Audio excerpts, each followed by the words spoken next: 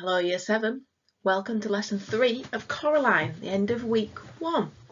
So, just a few reminders in case you haven't remembered already of what to do for this lesson. Make sure you're working somewhere quiet. Hopefully you've got your workstation set up, you've got your exercise book, you've got everything you're ready to learn, and you are going to work hard and do the best that you can. Make sure you've checked Teams for the instructions from your teacher, okay? And we're ready to go.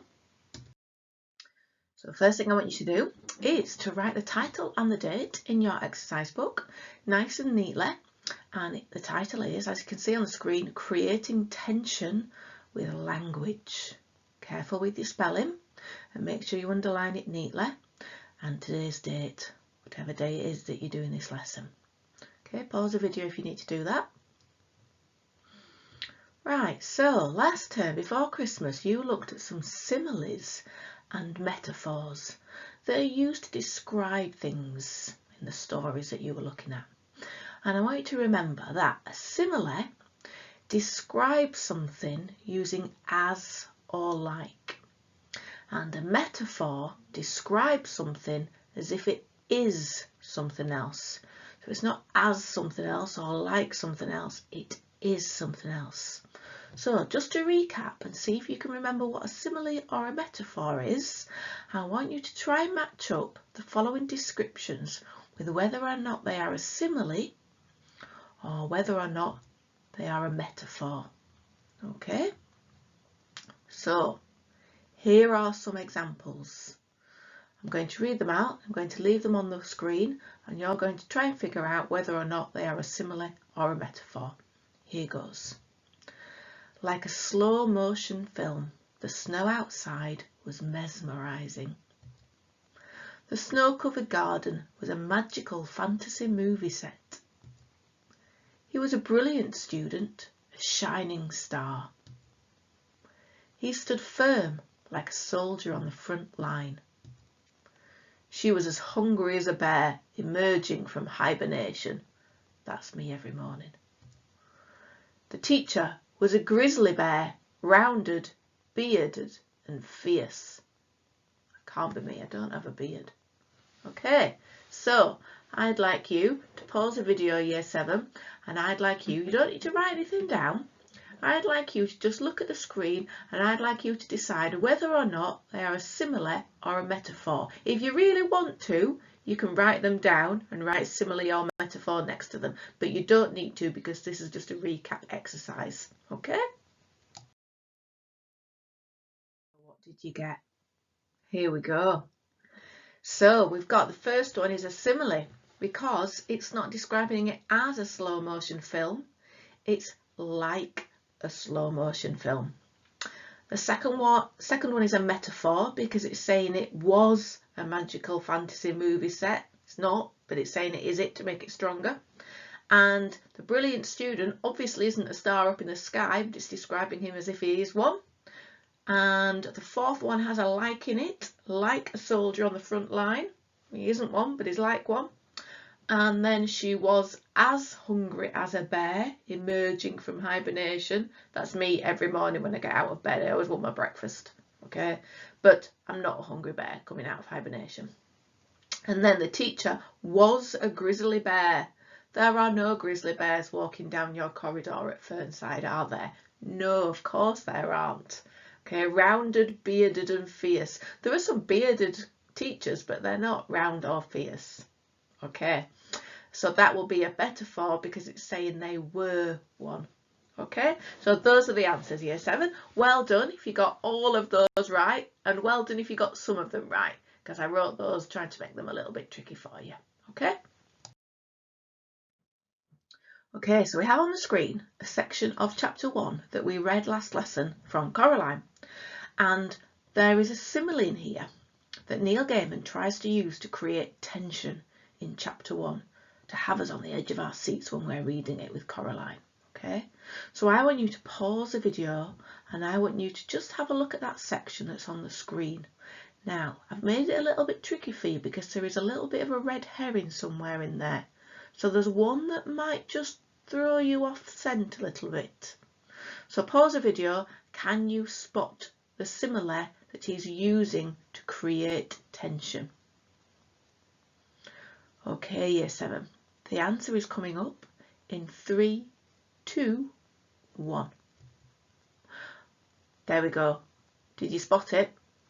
So we've got, it was little more than a shadow, and it scuttled down the darkened hall fast, like a little patch of night.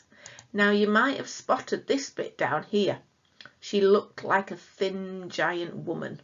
Okay, so you might have spotted this one down here, but this bit here is the one I want us to look at. Okay, so don't worry, that was a little bit of a red herring down there. There's another like down there. So what I would like you to do, Year 7, is I would like you to write down this sentence in your exercise book with lots of room around it to make notes. We're going to explode that quotation. You're going to need at least half a page in your book, okay?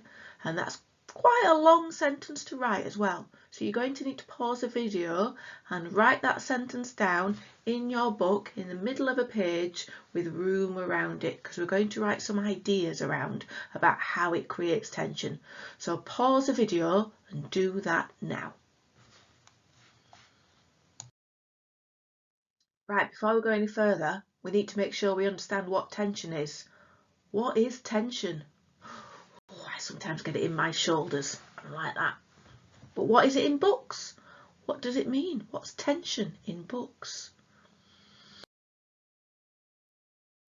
There's some pictures to make you think about. What does it mean? It means when you're wondering what's going to happen next, when you're not sure what's happening, when you can't work out what's going to happen to the character. If you look at this one up here, we've got a character looking that way on a straight line. We've got all this thing behind them as if something frightening is following them, but they don't know what's behind them. We've got this person who's clearly worried, like an old movie, what's going to happen to them, and this person who daren't look, they're looking, but they daren't look. That's how I watch scary movies. Okay, so tension, about wondering what's going to happen, but not really knowing what is going to happen next. Tension. You're on the edge of your seats. Okay. Okay, Year 7. So we're going to look at this sentence a little bit more carefully. We're going to zoom in and we're going to think about how the language in this sentence creates tension. So let's have a look at it again. It was little more than a shadow, and it scuttled down the darkened hall fast, like a little patch of night. So if you've got a highlighter or a different coloured pen, it might be good to just highlight the little bit that you've written on little more than a shadow. And the question I want you to think about is, why are shadows frightening? Now you can pause each question as we go along and do one at a time, or I can go through each question and you can pause the video with each question on the screen and do them all together at the end. That's up to you. All right, you pause the video when you need to and do the work at your own pace. So the first question is, with that little bit of the sentence, is I want you to think about, why are shadows frightening? Now there's no right or wrong answer for this. I'm asking you, why do you think shadows are frightening? I'll obviously bring my answer up on the screen and tell you what I think, because we can't have a class discussion, unfortunately. All right? But you think, you label your sentence with that little bit, those 5 words. Why do you think shadows are frightening? So pause the video if you want to do that question, because the next question is coming up.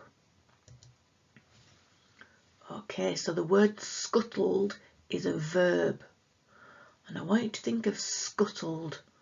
What does it make you think of? Something that scuttles. That's me trying to do a scuttling noise on the desk.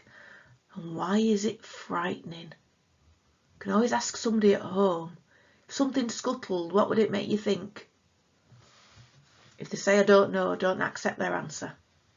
Okay, so pause the video if you want to do that question now, because question 3 is coming up. Right, now you should know the answer to this within about 2 seconds.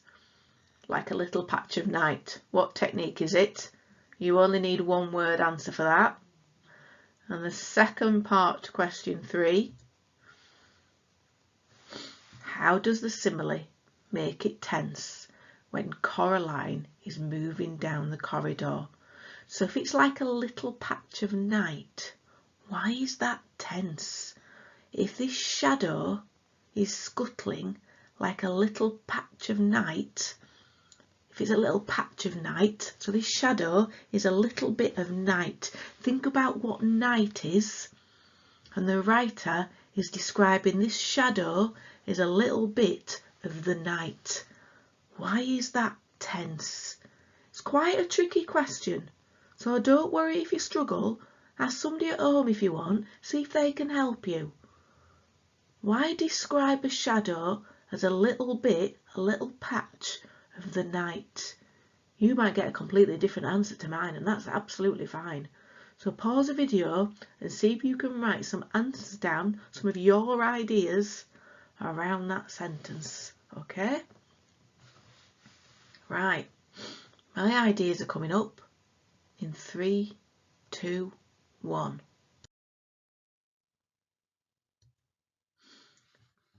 So why did I think shadows were frightening?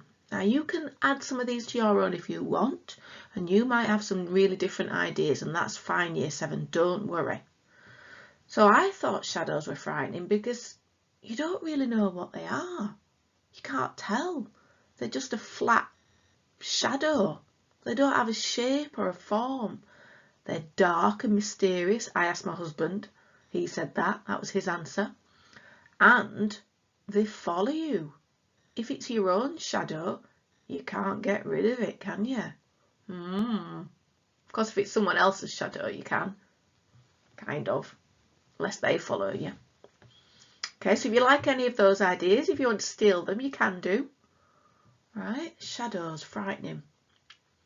Right, so the verb scuttled. What did you get for that? Did you get anything similar to me? Let's have a look what I thought. Well, I thought it made me think of something that moves fast. Scuttled. Even the word sounds fast when you say it, scuttled. You can't say it slowly really, it's a bit onomatopoeic, isn't it? And it certainly makes me think of an insect with lots of legs, like a beetle, or what are those other insects with lots and lots of legs? Can't think of the name, but it makes me think of maybe something that I wouldn't particularly want running around my bedroom. Okay. Right, the last section of the sentence then. What technique is it? Of course it's a simile. Hope everybody got that one, because it compares something with the word like. Now the tricky bit. How does it make it tense? What did you get? We might have all got lots of different ideas for this, so don't worry if you've got some different ideas to mine. I got that first of all, if it's night, it's going to be really dark. So Coraline can't see what it is. And that's often the most tense and frightening things. It's not always the big monsters that are frightening in stories or films. It's the things that you can't see. It also suggests the thing is part of the night. So it's a bit of something bigger. The night's massive, isn't it? If you're out at night and you look up at the sky and it's a cloudless sky and you've got the stars, it's massive. So maybe this little thing, this thing that's little more than a shadow, will turn into something much bigger. So it's something little at the minute, but if it's a little patch of night, maybe it's going to join something much bigger later on. Okay, so if you want to think of any ideas that I've got and add them to your own, you can pause the video now before we move on to the next section, Year 7. Well done if you've got any different ideas. It's not all about getting the same ideas as me. It's about thinking creatively and getting your own ideas. I'm sure you all got some fabulous ideas of your own. Right, Year 7, so Chapter 2.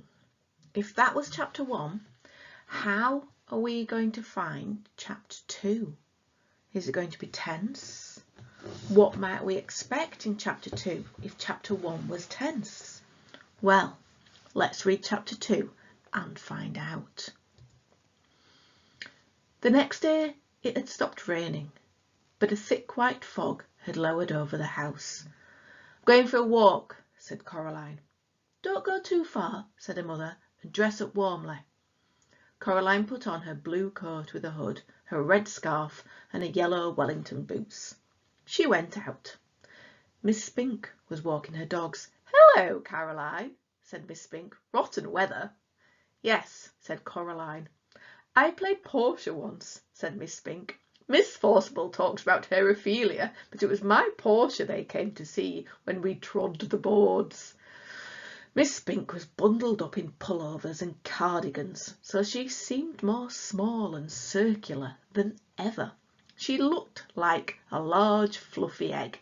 She wore thick glasses that made her eyes seem huge. "They used to send flowers to my dressing room, they did," she said. "Who did?" asked Coraline. Miss Spink looked around cautiously, looking first over one shoulder and then over the other, peering into the mist as though someone might be listening. "Men," she whispered. Then she tugged the dogs to heel and waddled off back towards the house. Coraline continued her walk. She was 3/4 of the way around the house when she saw Miss Forcible standing at the door to the flat she shared with Miss Spink. "Have you seen Miss Spink, Caroline?" Coraline told her that she had, and that Miss Spink was out walking the dogs. "I do hope she doesn't get lost. It'll bring on her shingles if she does, you'll see," said Miss Forcible. "You'd have to be an explorer to find your way around in this fog." "I'm an explorer," said Coraline. "Of course you are, lovey," said Miss Forcible. "Don't get lost now." Coraline continued walking through the garden in the grey mist. She always kept in sight of the house. After about 10 minutes of walking, she found herself back where she had started. The hair over her eyes was limp and wet, and her face felt damp. Okay, so that's just the start of chapter 2. We're not going to read it all. And what I would like you to do, Year 7, is, whilst that's on the screen, I would like you to think, what is it that makes this chapter tense too? It's not a simile or a metaphor. And I'd like you to think and look at the screen. What is it that's in there that makes the opening of this chapter tense? There is something that is described or referred to all the way through. If you need to pause the screen and just have another look at the chapter, have a think, what is it? What is it that Neil Gaiman is using in the opening of this chapter that is making it really tense? If you need a clue, I'm going to bring one up. So if you don't want the clue, pause the video now.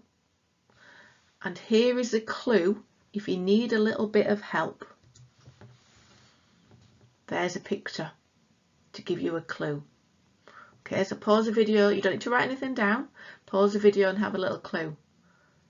Okay, so here is the answer coming up in 3, 2, 1. Right. Can you find and write down 3 quotations that tell us it's misty or unclear weather? That's what makes it tense. The mist and the weather. Okay, so we can see here, got all this mist. So I just want you to look on the bits from the book that are on the screen. I want you to look for 3 parts of this chapter extract that we've got. 3 quotations, so bits from the book, and they only need to be short, they don't need to be that long. Some might be longer than others. Can you find 3 references to the weather that's misty or unclear? Now you should just pause the video and I just want you to write those down in your book. We are going to write around them. We are going to just write something, so maybe leave a few lines underneath them. If you want a new title, you can call it chapter 2, but you don't really need it. Okay, so pause the video because I'm going to bring up the answers in 3, 2, 1. There we go, there's one right at the start. Did you spot that one? Okay, you may have had it a little bit shorter than that. You may have had a thick white fog had lowered over the house. Okay, So well done if you spotted the first one. If you didn't get a 3 and you want that one, that's okay. I'm going to bring up more than 3, so we'll see which ones you've got. Okay, my second one that I spotted is coming up in 3, 2, 1. Rotten weather. Rotten weather. I wouldn't call a nice bright sunny day rotten weather, would you? No. I think I'd call today rotten weather looking out of my window. Alright, number 3. Peering into the mist. Oh, if you peer into something, you've got to look really carefully. Okay, so there's 3. You might have got those 3, but you may have got something different. Let's have a look at my 4th one. You'd have to be an explorer to find your way around in this fog. Did you get that one? And then there's one more. In the grey mist.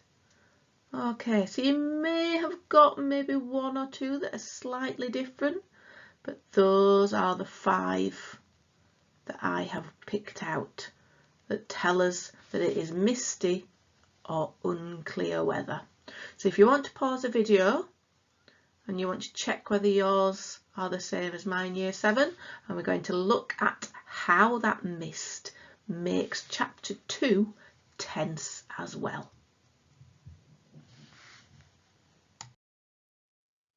Okay, so the mist, how does it make it tense at the start of chapter 2? Let's have a look at that first quotation that we pulled out. The next day it stopped raining, but a thick white fog had lowered over the house. I want you to think about, first of all, that. And if you've got that quotation written down, I want you to write down next to it something about, I want you to think about if it's thick fog, what does that make you think? And also think about if it's lowered over the house, think about how that makes it tense. Okay, so I'm going to talk through each of the quotations, so you can pause the video after each one and write some ideas down, or you can leave it to run through each one. But my advice would probably be to pause after each one and write some ideas down. So if it's a thick fog, how's that tense? And if it lowers over the house, what else does that tell you about the fog? Okay, so pause the video and write down how that fog, that weather, makes you think. How is that tense? How is that frightening at the start of chapter 2? Okay, quotation number 2 coming up. You'd have to be an explorer to find your way around in this fog. How is that tense? What would happen if you weren't an explorer?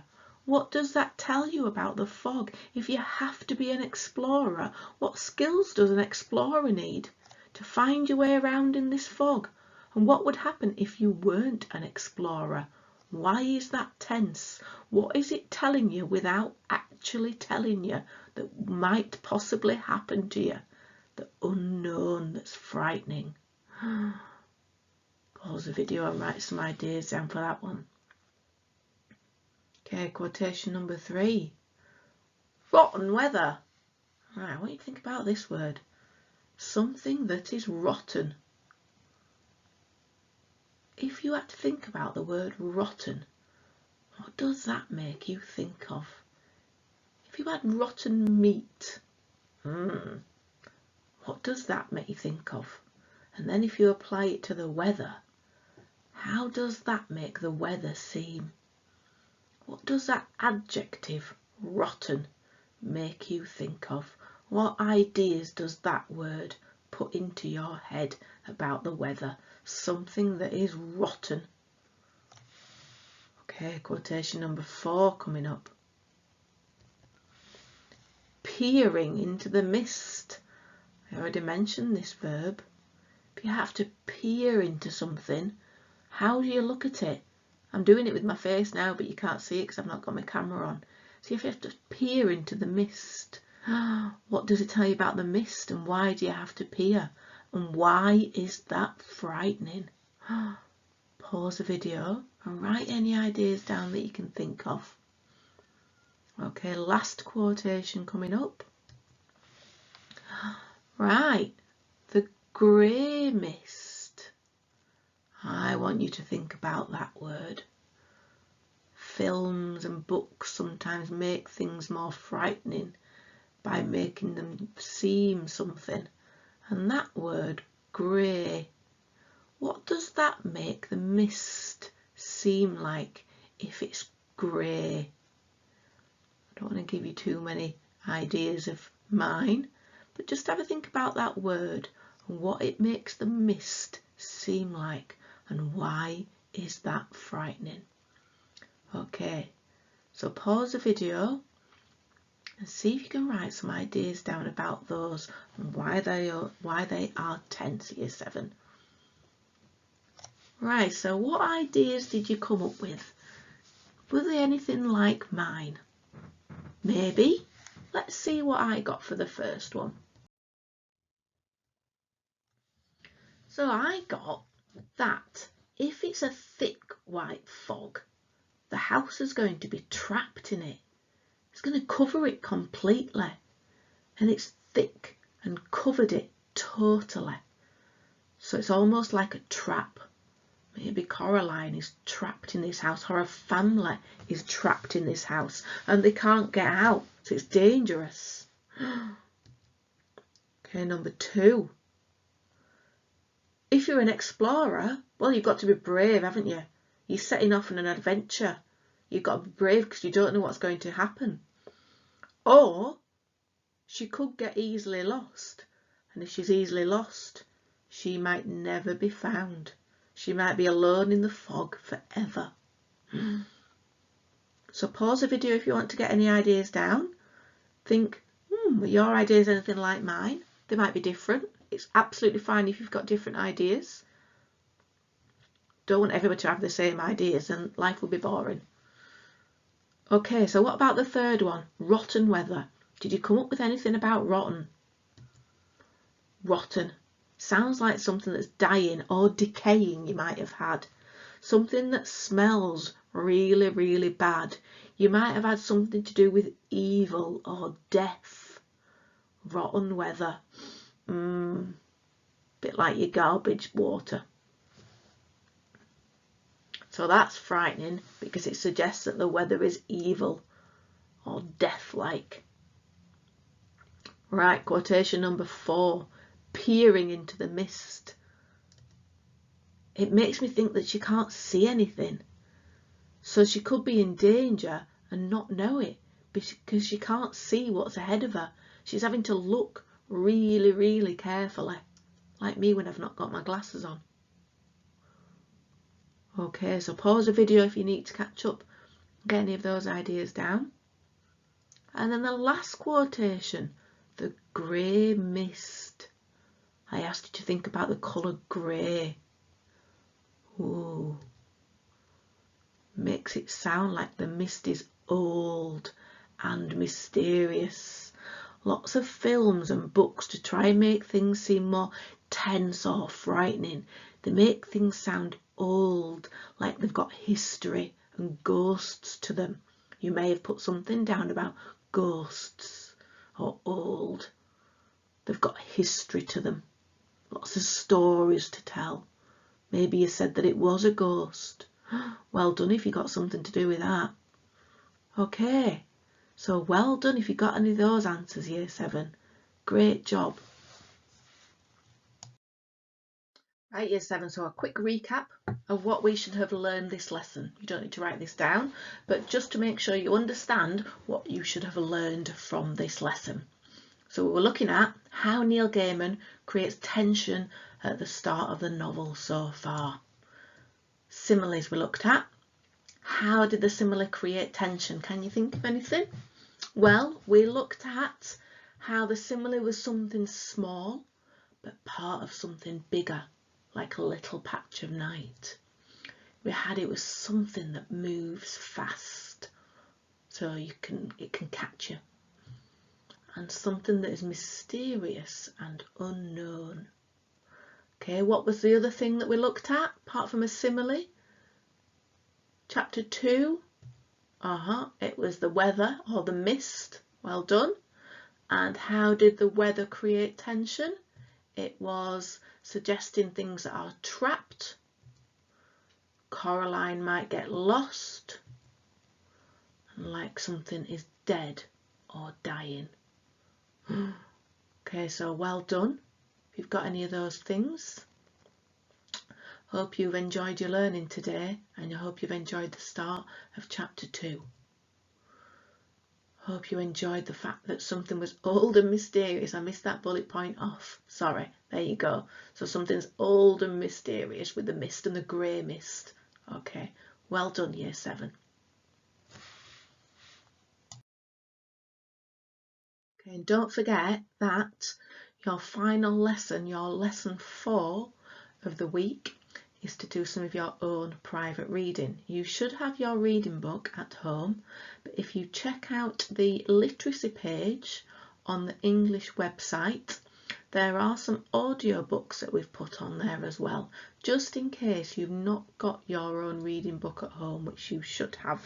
Okay, if this goes on for much longer, we'll try and arrange somehow, maybe a way to get some reading books to you, but keep checking out the English website, and we'll put as many links up there as well to help you with your reading. Okay, well done. Snuggle up with a hot chocolate and your reading book for your 4th lesson of the week. See you next week, Year 7.